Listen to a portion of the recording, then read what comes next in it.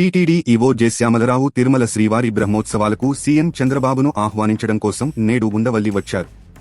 చంద్రబాబును కలిసి ఆహ్వాన పత్రిక అందించిన అనంతరం శ్యామలరావు డిప్యూటీ సీఎం పవన్ కళ్యాణ్ను కలిశారు. మంగళగిరి క్యాంపు కార్యాలయంలో కొద్దిసేపు సమావేశమయ్యారు. ఈ సందర్భంగా తిరుమల లడ్డూ తయారీలో కల్తీ నెయ్యి వినియోగంపై పవన్ కళ్యాణ్ ఆరా తీశారు.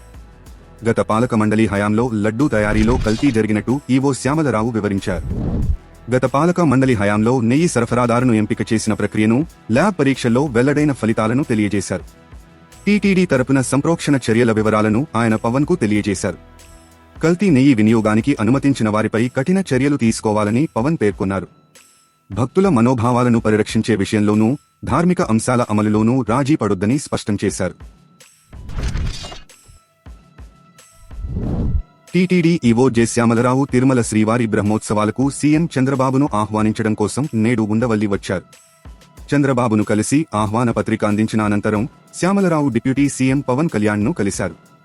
మంగళగిరి క్యాంపు కార్యాలయంలో కొద్దిసేపు సమావేశమయ్యారు. ఈ సందర్భంగా తిరుమల లడ్డూ తయారీలో కల్తీ నెయ్యి వినియోగంపై పవన్ కళ్యాణ్ ఆరా తీశారు. గత పాలక మండలి హయాంలో లడ్డూ తయారీలో కల్తీ జరిగినట్టు ఈవో శ్యామలరావు వివరించారు. గత పాలక మండలి హయాంలో నెయ్యి సరఫరాదారును ఎంపిక చేసిన ప్రక్రియను, ల్యాబ్ పరీక్షల్లో వెల్లడైన ఫలితాలను తెలియజేశారు.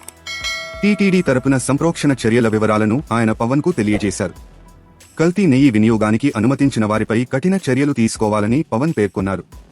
భక్తుల మనోభావాలను పరిరక్షించే విషయంలోనూ, ధార్మిక అంశాల అమలులోనూ రాజీ పడొద్దని స్పష్టం చేశారు.